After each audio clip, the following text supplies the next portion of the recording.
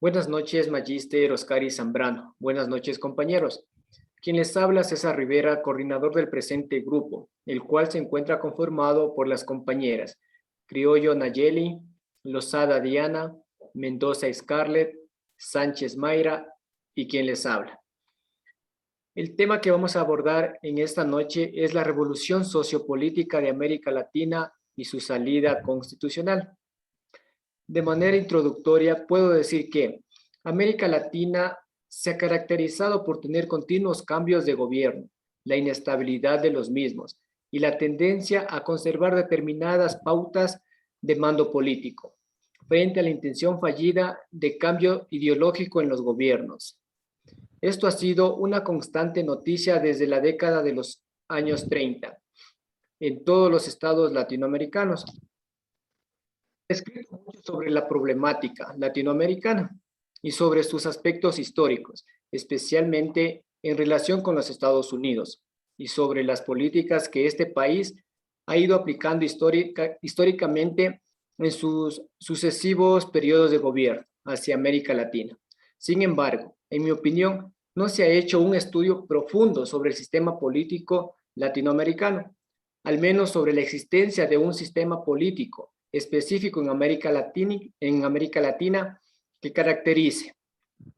Durante décadas, especialmente luego de la Segunda Guerra Mundial, el intervencionismo del Estado, el proteccionismo, las actitudes nacionalistas, el crecimiento de las leyes sociales y laborales ha sido la verdad y todo lo opuesto considerado como traición a la patria. Solo los sectores liberales que podían acceder al gobierno mediante golpes de Estado pensaban y promovían lo contrario, incluyendo las propuestas y consejos de los diferentes gobiernos norteamericanos hacia América Latina. En el presente trabajo nos enfocaremos específicamente a la salida constitucional que le da el Estado ecuatoriano frente a estos problemas políticos, tanto externos como internos. A continuación, mi compañera. Gracias. La crisis política que existió en los años de 1999 al 2007.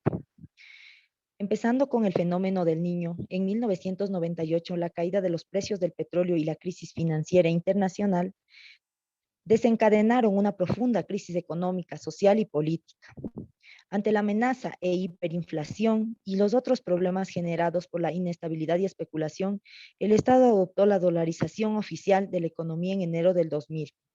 En medio de la profunda crisis económica, convirtiendo al Ecuador en el primer país latinoamericano en eliminar su moneda nacional. Para entonces el panorama se agravó, siendo así el Banco Central, con el fin de salvar el déficit presupuestario del Estado que le impedía cubrir con el gasto público, implementó una serie de medidas devaluatorias del sucre, ya que venía implementando desde 1998. El efecto de decretar la inflación fue la depreciación de los ahorros de la población. En respuesta a las medidas del Banco Central, la población ecuatoriana empezó a cambiar masivamente la moneda nacional sucre por el dólar estadounidense, que brindaba más confianza. Eso también significó que muchos ahorristas decidieron retirar sus fondos masivamente para cambiarlos a dólares, generando un pánico bancario.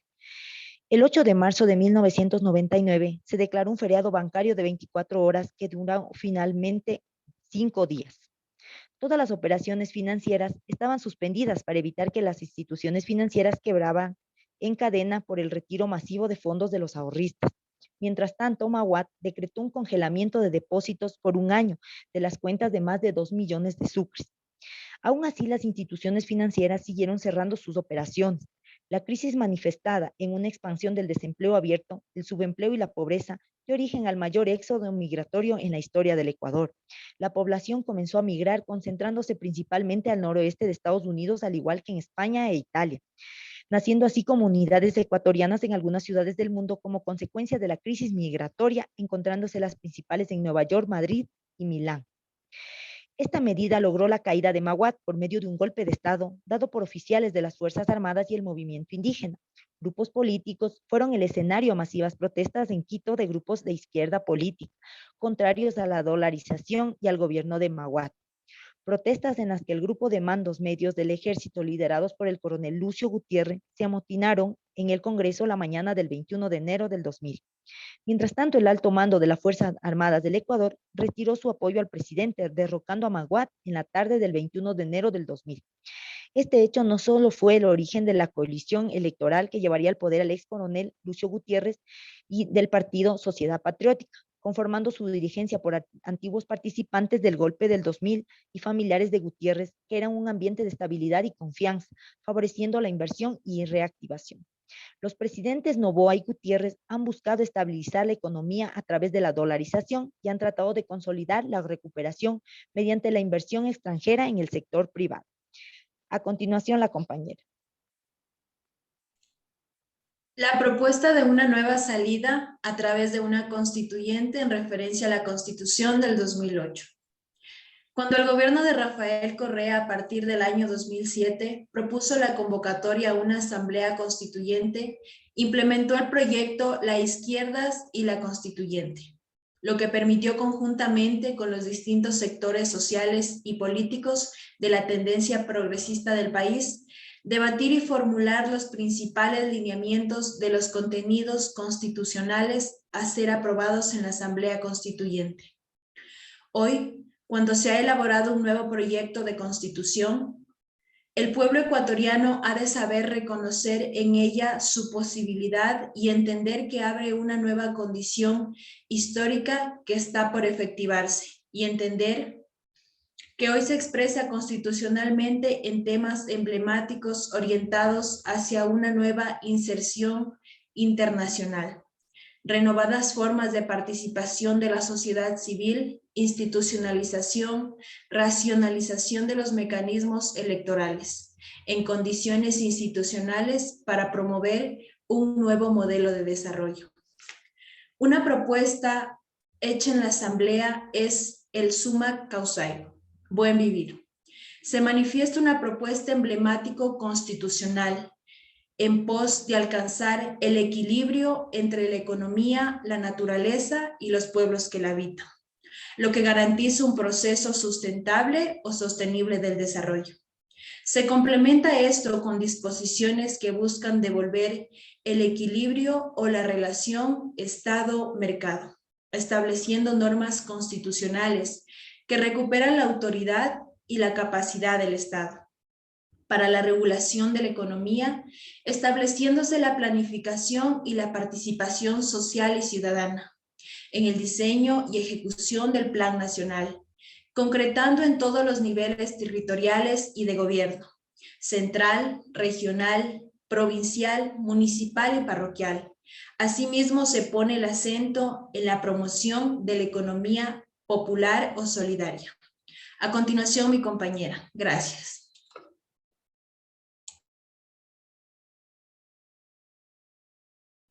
La nueva Constitución. La Constitución del 2008 es nombrada oficialmente como la Constitución de la República del Ecuador, en la cual es la norma jurídica suprema vigente, siendo esta la que reemplazó a la Constitución de 1998. En Ecuador, como en otros países de América Latina, los partidos tradicionales vienen sufriendo fuertes reveses electorales, siendo una de estas como la elección de Rafael Correa como presidente de la República del Ecuador en el año 2007. Expresó justamente esta crisis, puesto que su campaña se basó en la crítica a esos partidos, a la oposición de las políticas neoliberales, con la propuesta de convocar a una consulta popular para elegir una asamblea constituyente, que redacte una nueva constitución. La consulta se realizó en abril del 2007 y los resultados fueron avalados por la convocatoria de la Asamblea, quienes fueron los que prepararon el proyecto de la nueva Constitución. El 28 de septiembre del 2008, el proyecto fue aprobado con el 64% de votos válidos, convirtiéndose en la nueva Carta Política del Ecuador o Carta Magna. La Constitución del 2008 está conformada por 444 artículos, la cual está dividida en dos partes, en la parte dogmática y en la parte orgánica. En la parte dogmática es la que se encuentra en los catálogos de derechos fundamentales y las garantías jurisdiccionales, y la orgánica es la que organiza la estructura del Estado. A diferencia de las anteriores constituciones, la Constitución del 2008 establece la separación de sus funciones en 5, siendo las 3 tradicionales, ejecutiva, legislativa y judicial, y añadiendo 2 nuevas, la electoral y la de transparencia y control social. Gracias. A continuación, mi compañero.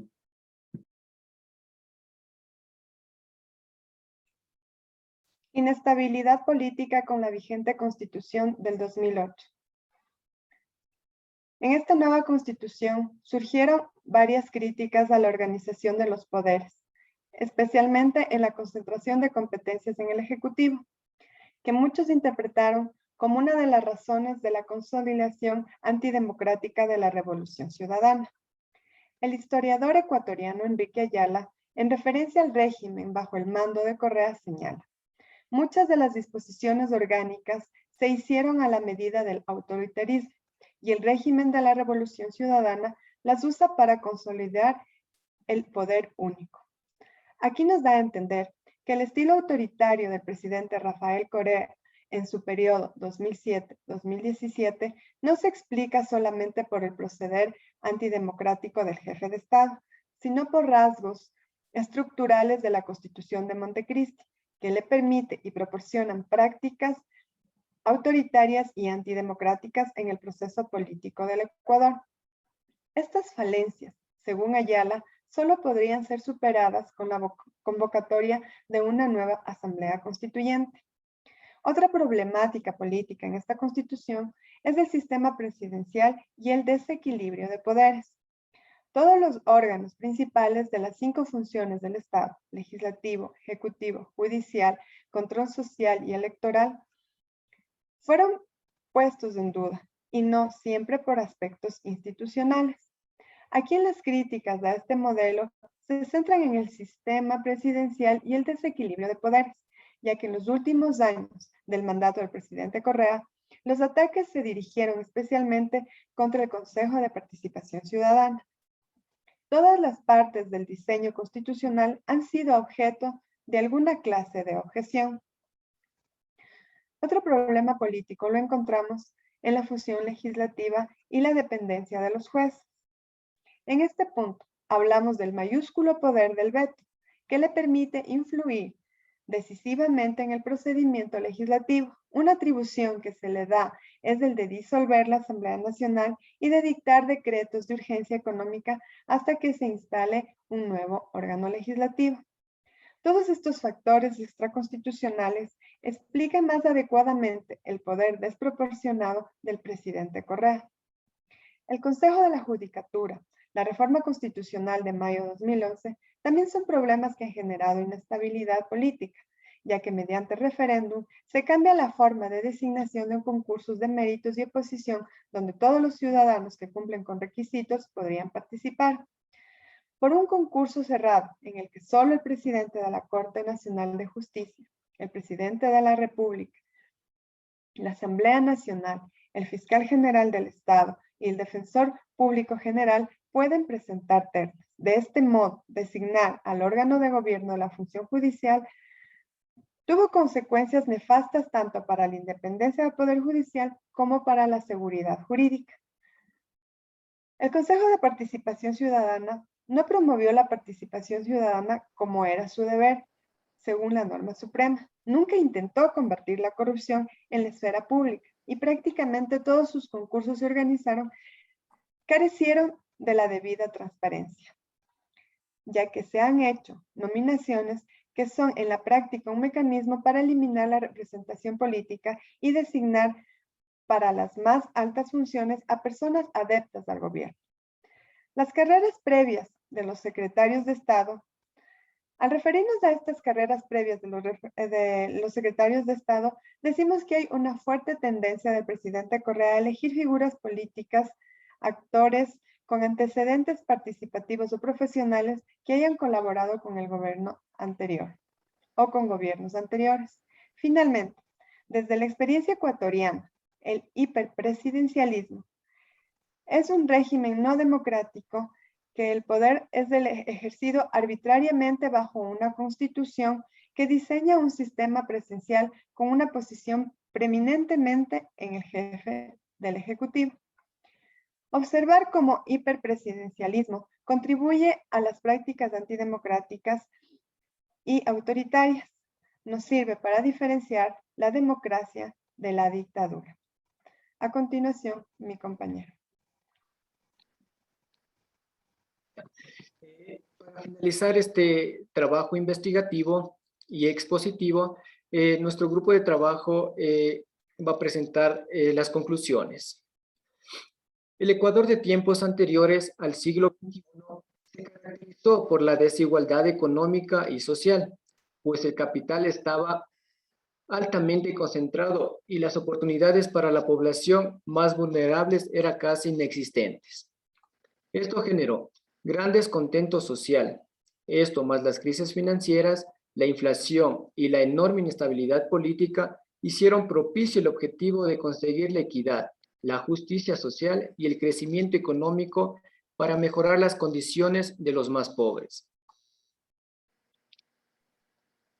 Y es así como surge y se establece en el año 2007 la Revolución Ciudadana, con el ánimo de reestructurar al Estado ecuatoriano, consolidando un nuevo proyecto social que se basa en construir el socialismo del buen vivir, el cual se sustenta en el ser humano, la vida y la naturaleza.